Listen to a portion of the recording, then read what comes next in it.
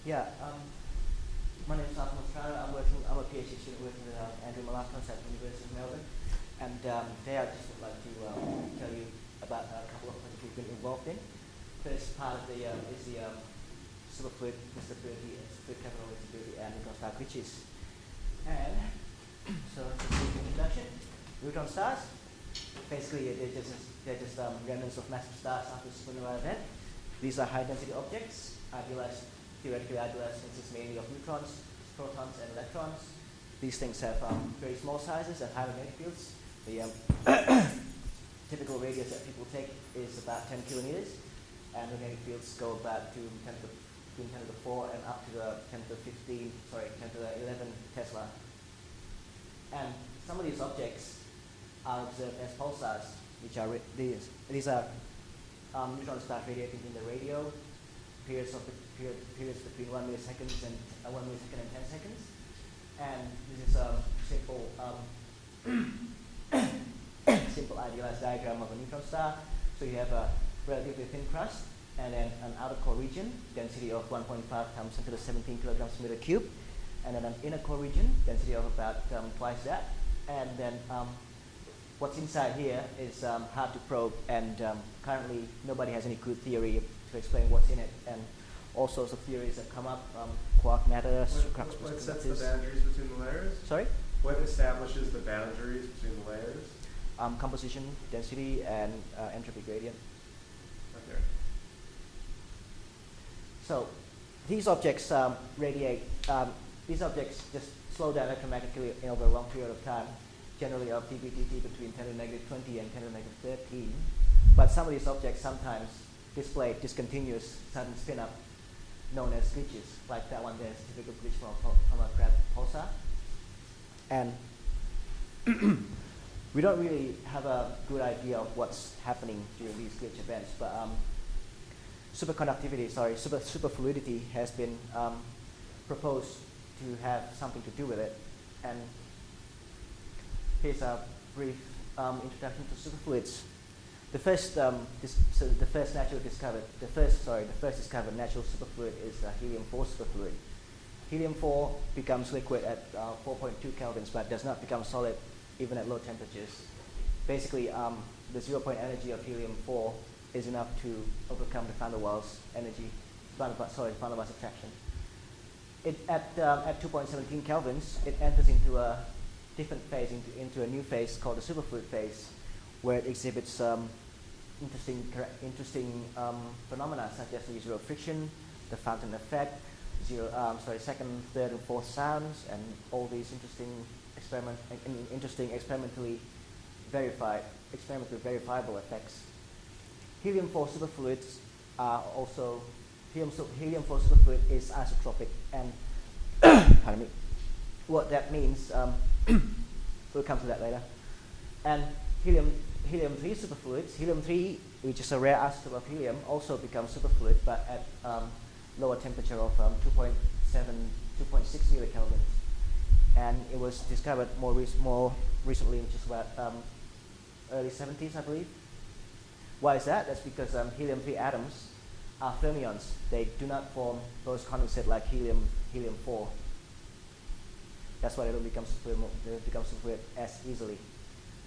Helium-3 becomes superfluid through a PCS pairing mechanism, the Badin-Krupa-Schrieffer mechanism, whereby the atoms pair up and behave as a composite boson. Helium-3 superfluids, there are actually several different phases of helium-3 superfluids.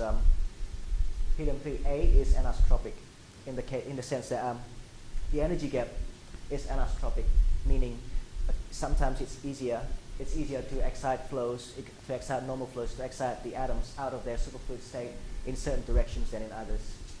Helium-4 and also helium-3B superfluids are isotropic. The energy gap is the same in all directions.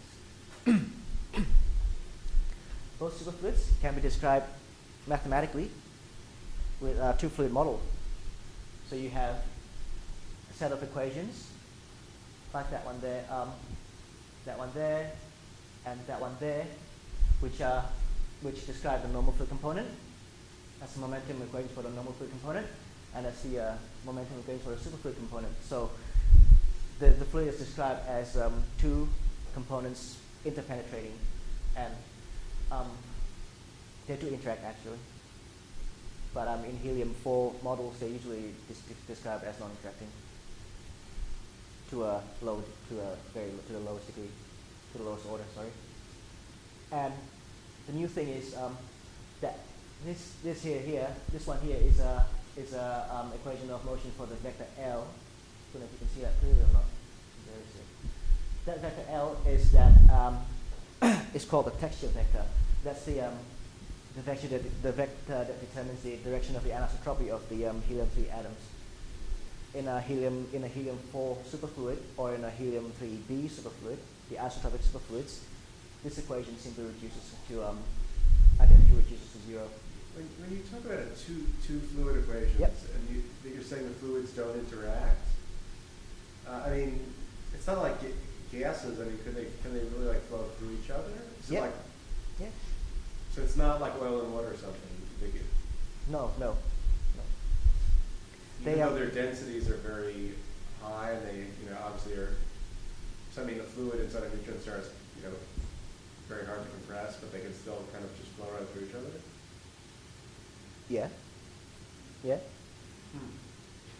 This is actually valid for terrestrial superfluids as well. Sorry, what was that? Physically, what do I interpret the two fluids? Physically. Like if physically. Just the yes. bosonic thing. Why are there two? What's the other one? What? Sorry. What physically do I interpret the two fluids as? The two fluids. Well, the normal fluid is actually the excitations, the protons and phonons in the fluid and the superfluid component. See, you can't take this two fluid model seriously. You can't take it like you cannot go microscopically. You cannot go deep into the fluid and label certain atoms as helium-3 superfluid atom or as helium-3 normal fluid atom. Like, it's just mathematical convenience sometimes. It's not to be taken seriously, but it works. If I talked about on large scales, one is sort of the coarse graining of the normal atoms, and the other one's the coarse graining of the superfluid ones. Is that what you're saying? As I said, you cannot label each atom as individual as superfluid or normal fluid. I mean, It's just they sort of, yeah, sorry? It's just some formalism. It's not. Yeah, but it works though. It works quite well. So anyway, so these are the sort of set equations. This is the sort of set of equations we work with, and notice that we also assume both components to be incompressible. So we performed linear analysis of these two of the two fluid model to try and describe what happens at the interface of an inner core and outer core in a neutron star. So the neutrons in a neutron star core can form Cooper pairs and behave as helium-3 superfluid. Different densities and different pressures and different temperatures in the inner and outer cores can lead to different types of superfluids. So the outer core superfluid over here behaves as an isotropic superfluid, as a helium-4-like superfluid, whereas the inner core superfluid, just underneath that, behaves as a helium-3 superfluid, the anisotropic superfluid. So one of the unique properties of superfluids is that of vortex quantization. So circulation is always quantized in a superfluid and carried by discrete vortex lines. So we have an idea. How do we describe? We want to describe how vorticity, how circulation transfers between the neutron star layers. We were inspired by this. This is a lab experiment. So they have a sample of superfluids superposed one on top of the other. So that's the isotropic superfluid at the bottom and the anisotropic superfluid on top. The interface is stabilized, and then they set this sample into rotation. They found that the anisotropic superfluid first developed these vortex lines much more quickly than the isotropic superfluid. So the isotropic superfluid remained stable at first, and then after a certain critical rotational velocity was reached, which is still lower than the critical vortex formation velocity. Sorry, vortex formation frequency of the isotropic superfluid at the bottom. So they found after a certain critical velocity was reached, the interface became unstable, and some of these vortex lines crossed the interface, speeding up the isotopic superfluid at the bottom in a discrete spin-up, like that. So what they think is happening here at the interface is a type of a Kelvin-Helmholtz instability. It's a type of instability which is well known in classical fluid mechanics. That's when you have two different fluids, different densities, superposed on top of each other, and then set into relative motion. The interface will become unstable unless it's balanced by sufficient surface tension, which can solve the instability. So we're proposing that as the interface between these two superfluids weaken there, a certain number of these vortex lines cross the interface and give this the isotopic superfluid a certain spin up. The number of vortex lines crossing, which is set by the wavelength of the instability, and that in turn sets the amount of discrete spin up that the isotopic superfluid receives. So we've done a linear superfluid model analysis by taking into account self-consistently the normal fluid components as well as the fluid components of both superfluids. So we have basically four fluids. Like the outer core superfluid has two components, normal fluid and superfluid. The inner core superfluid also has two components, normal fluid and superfluid. And we find that if you use, if we put in typical neutron star parameters, so outer core density about 1.5 10 to the 17 kilograms per meter cube, and inner core density of a density 2.8 times 10 to the 17 kilograms per meter cube, and shear of relative shear of about 10 to the 6 meters per second, we find that the wavelength of that instability is 10 meters, which indicates that about 2.7 times 10 to the 13 vortex lines cross the interface, and that gives you a fractional change of angular velocity of about 1.4 10 to the negative 4. This fractional change is what will be of most interest to observers, and this quantity scales with this factor here.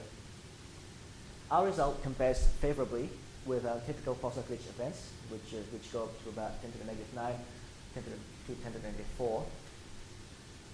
Some issues is that the instability time scale that we predict is actually much less than the current observational limit, but we have not taken into account effects such as dissipation or simply how that instability there, how the effect of that instability travel into the crust of the neutron star. Because of course you can't really see what's happening inside, and what you see is the change of the rotation outside. So the number 11 meters, that's just you get that if you ignore the fact that they're superfluids? That's just the regular Helmholtz instability? Sorry? Where the 11 meters comes from, can you get that by forgetting about the superfluids? No. So then can you explain what's coming into that? What's setting the 11 meters? What's coming to that? Sorry. If you forget their superfluids, there's a critical. That's the thing.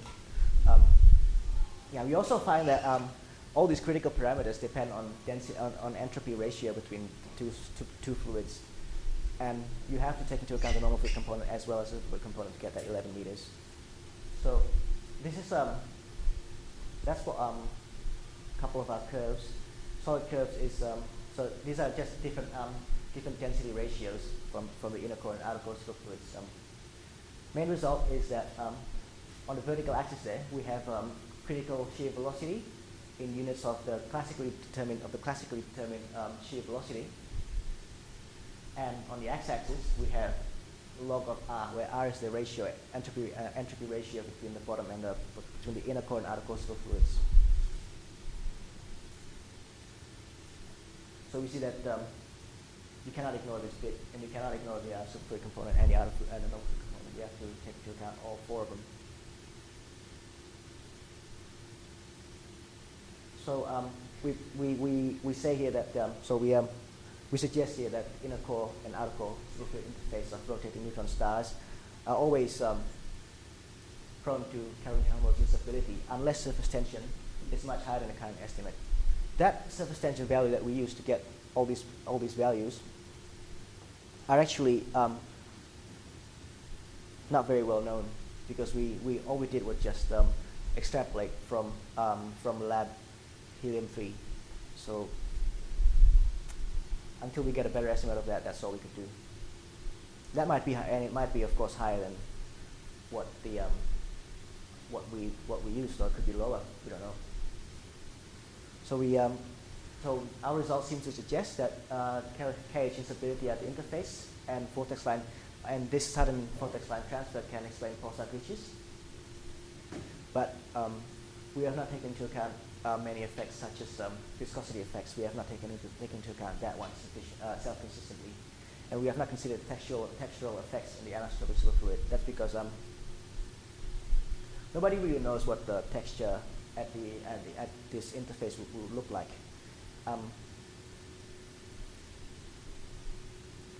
We can't really just use the terrestrial experiment and use that as a texture,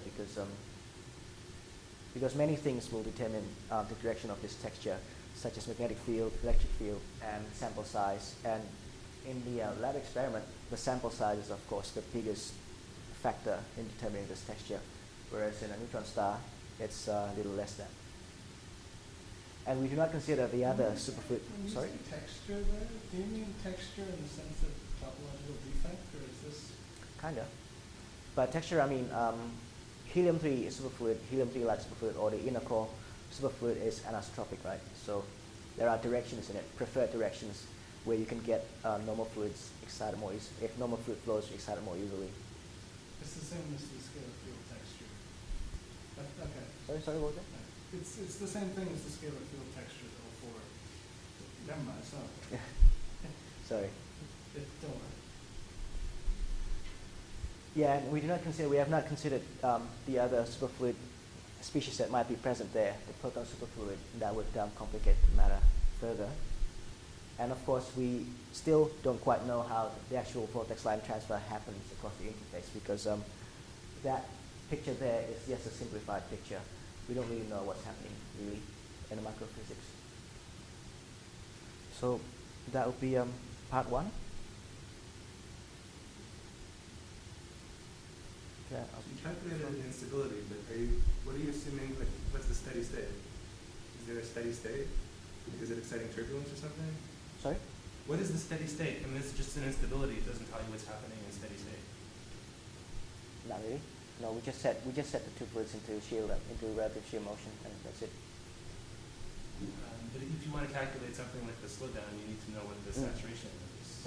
Yeah, we do. So what are you assuming for that? Not me. I haven't done that.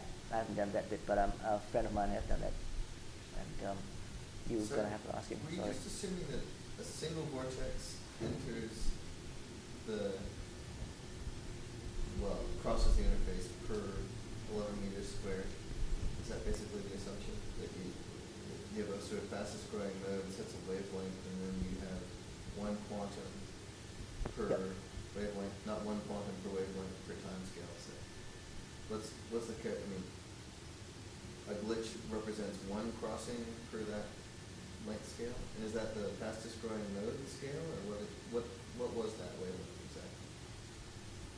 That was fastest growing node. It is actually.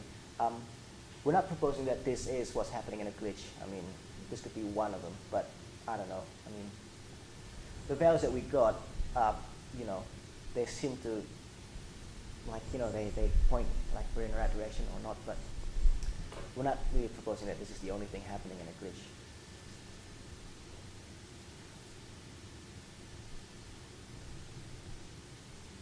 If you read the literature, there's all sorts of other glitch models happening, like vortex lines pinning and unpinning. I don't know. One fluid instability, like where you don't have an interface, but you'd have those two fluids interpenetrating. And But if this is the thing that causes glitches, I'm not saying that, but so if it is, yeah. How is it working? How is it what? How is it doing that? This is you're introducing this because you think it might explain glitches. Yeah. So, Right. so if it is explaining glitches, what's happening? Is a single wavelength is becoming unstable, Yep. and this is at a single spot, or this is throughout the star? Throughout the star. Um, But it's very simplified. I mean, our analysis just takes into account it doesn't take into account proper, spherical geometry. It's just slab geometry. So I'm not okay. saying that is. That's not. So forgetting that complication. But then what happens? So it starts going unstable. So you have this 11 meters characteristic wavelength, and then what happens? How does that turn into a glitch? That turns into a glitch by vortex lines crossing from the inner core, which is spinning fast, spinning faster. No. So the inner core transfer the vortex lines transfer from the inner core into the outer core, and then that gives it a spin up, sudden spin up. But that's How do you determine the number of vortex lines across? It sounds like you've assumed one per unstable wavelength. no, not one. No, per how many unstable per wavelength. unstable wavelength? Let me check. What determines how many make it across Yeah, that yeah, boundary? yeah. I get the question.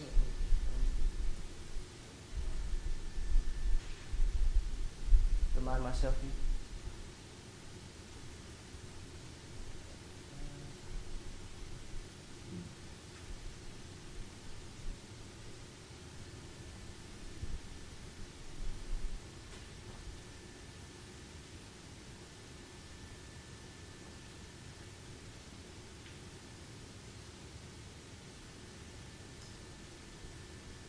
Doesn't say much, does it?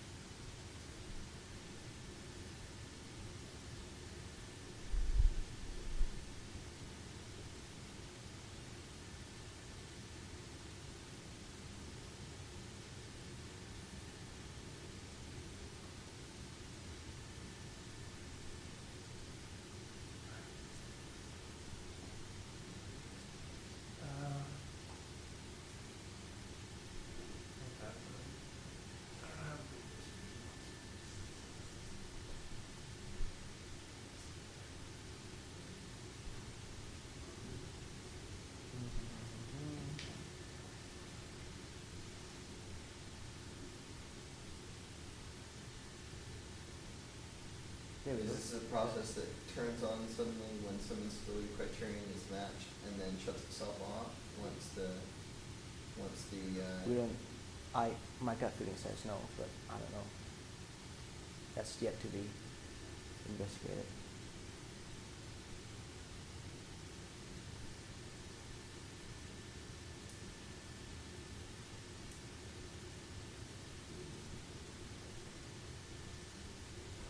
maybe we ought to go on to part two? Sorry. We'll talk about this some more afterwards. Sure. Part two shouldn't take too long.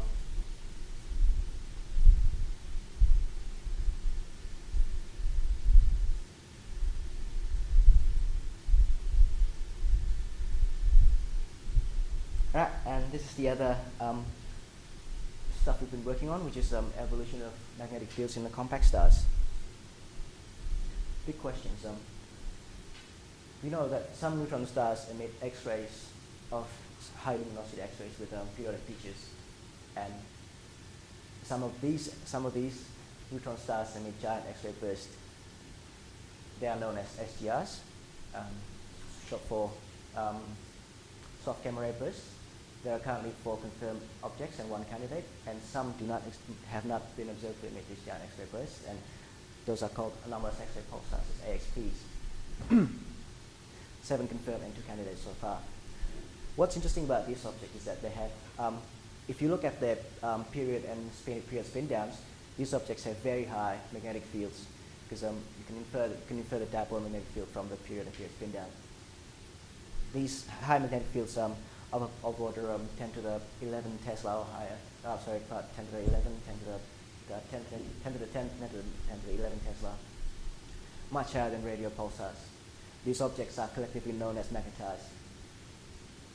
The X-ray luminosity of these objects, luminosities of these objects are higher than spin-down energy alone could provide, by 100 times higher. So it's proposed by these people and various others that the X-ray emission is powered by slow decay of the magnetic field hitting the interior of the star. So energy is released as the field rearranges itself. And sometimes this rearrangement happens in a sudden process, and that gives you your giant outbursts. The questions that we would like to answer are, the following: magnetars and radio pulsars. I mean, do they come from the same progenitor stars, same progenitor types, or different progenitors, or different masses, or whatever? Do they undergo the same core collapse process that gives you all these anomalously high magnetic fields? And so basically, we want to know why magnetar fields are much higher than radio pulsars. Currently, we are still nowhere near to answering these questions, by the way. Generally, the origin of magnetic fields in compact stars can be, the theories concerning the origin of magnetic fields in neutron stars can be divided into these two classes: convective dynamo and fossil field. Convective dynamo, so the magnetic fields in a neutron star, magnetar or a magnetar, come from rotation and convection in the collapsing core. Gives you a dynamo amplification.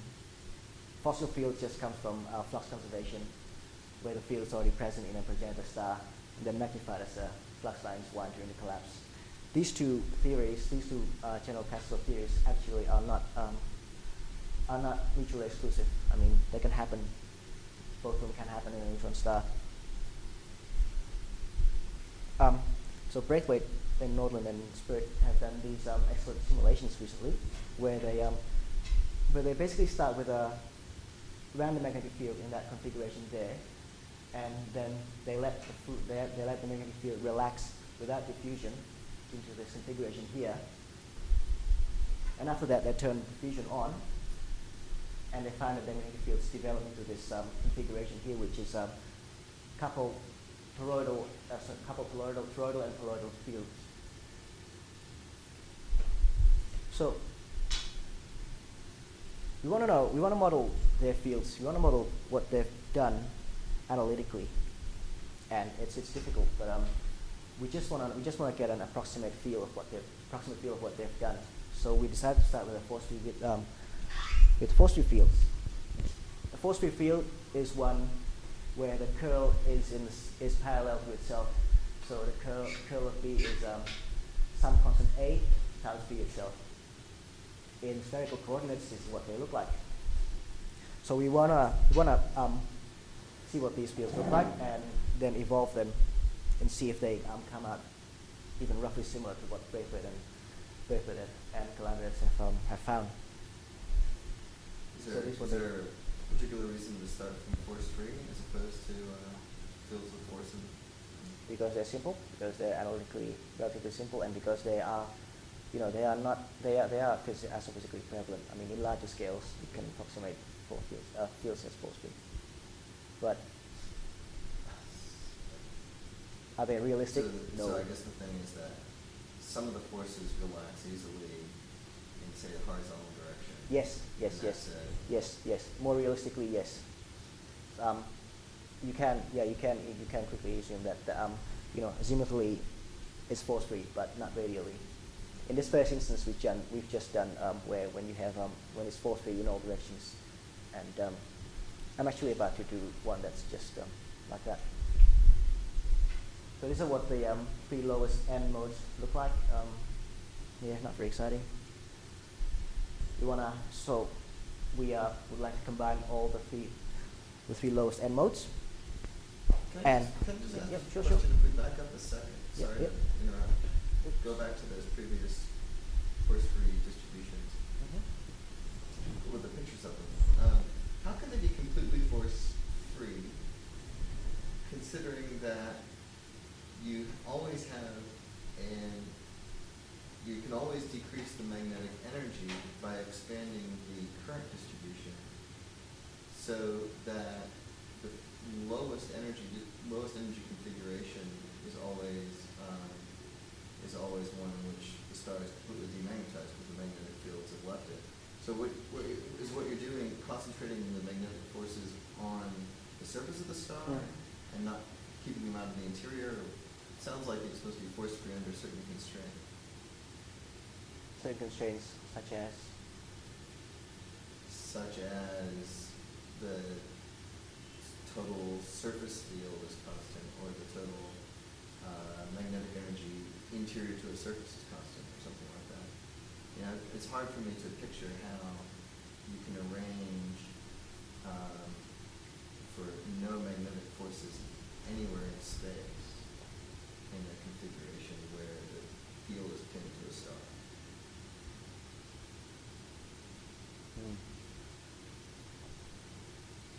Maybe that's naive, but Sorry? maybe that's naive, but No, it's just fair point. okay, sorry to No, it's all right. We got plenty of time, haven't we? So are these fields that are going throughout the interior of the purple sphere? Yeah. So what's the purple sphere? What? Sorry? That purple sphere. Oh, that's just where we initialize all these field points. Well, so where we initialize all these lines that we show. There are, of course, some other field lines inside it. So you fix the field lines on the purple sphere, or does it change? Is it fixed? No, not really, not fixed. I mean, it's not a fixed stellar surface. It's just a reference. It's just that's right. It's just something. I mean, a real star, of course, is a dipole field outside, right? It's a potential field, it's not a force field. So we cannot actually. Where there's you can't match a force field to a potential field outside. Period. That's just a mathematical thing. So these the spheres are just the surface, if you will, of the stars, where you initialize all these force field lines, and they just serve you as a visual guide to where the fields start, but not to be taken seriously. Not And taken also as an the interface. A in the force field equation, you have to assume something for that. You're just taking it to be constant. It could be anything, right? Could be anything indeed. You just assume it's constant. No. We assume it evolves, it changes from something to another one. How do you know how it evolves? A couple of things. Equipartition, that's one thing. And then there's also the other animal thing. Sorry. So those figures that you showed, those had fixed A? Sorry? Those figures? These ones, yes. Fixed A, okay. But it can be anything. Right. That A there is also we also assume it to be uniform, and uniform. In a real case, they might not be uniform. Like that's how you get those magnetic arcades in the sun, of course. Anyway, yeah. So we postulate that these if we start with a bunch of force-free modes and let them relax into equipartition. So this is our starting configuration, just where all the modes are not correlated to each other. So that's A there. It starts at 7. We start A at 7, and then if you let the if you let the field evolve, if you let it relax by keeping helicity constant, and while letting energy vary into equipartition state like this, that you find that A goes into 4.5, and this is the configuration that we find. And this is just one possible end state, of course. We have not allowed anything happening in there. The other thing that you might let happen in there is a dynamo thing. Blackman and Field, in their paper in 2004, have derived a set of time-dependent equations, where a set of equations coupling the large-scale magnetic field, small-scale fluctuations of the field, turbulent velocity, and turbulent EMF.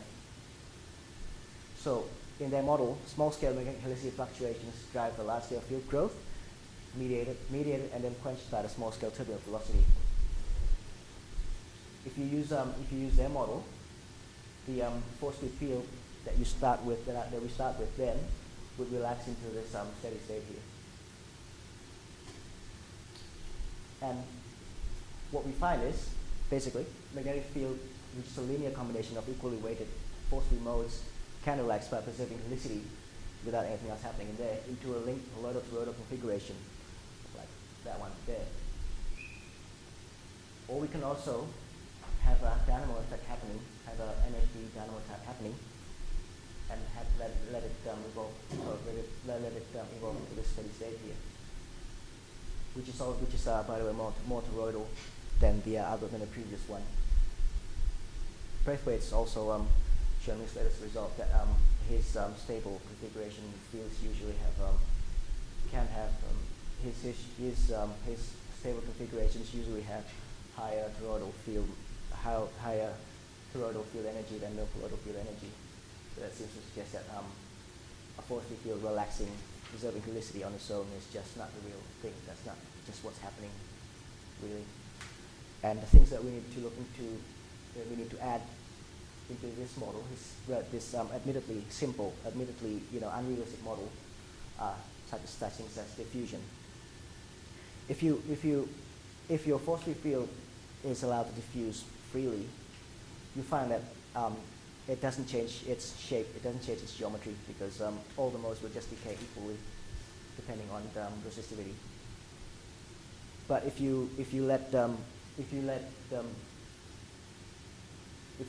turbulent velocity mediate it, like in that Blackman and field dynamo type model, you find that the higher energy, the higher modes will decay faster than the lower modes. So basically, the field will will diffuse into something.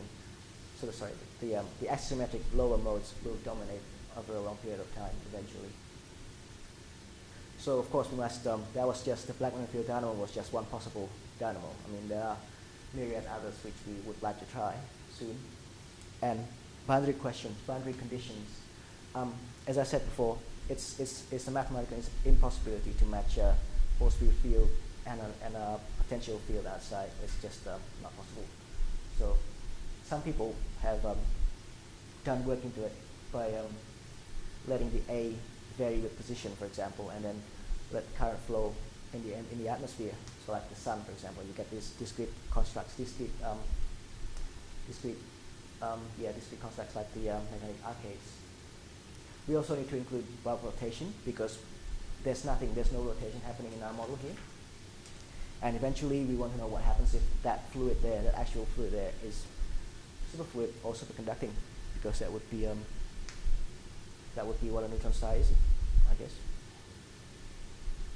Thank you. So when your fields relax, relaxation is the response to some force, but you explicitly eliminated the magnetic forces. So what's making them relax? It's just they just want to lose energy, I guess.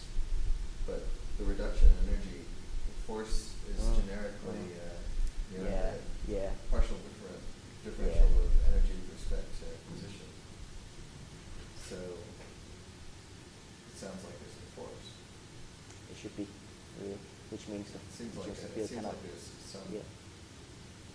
consistency there between the force-free situation and one in which the energy can relax. Yeah. If laboratory plasmas, spheromax, also relax like that, don't they?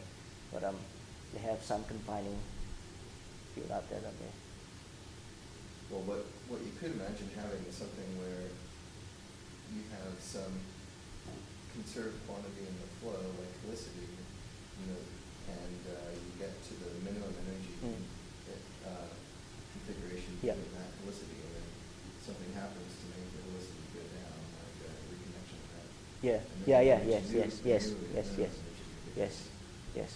Right now, if you don't have anything, if like this you don't have anything, there's really nothing preventing it going to all the way to zero, really. That's just. But yeah, we are thinking about that. This is just our first stab at it, so it's just rather preliminary at this stage, unfortunately. But yeah, thank you.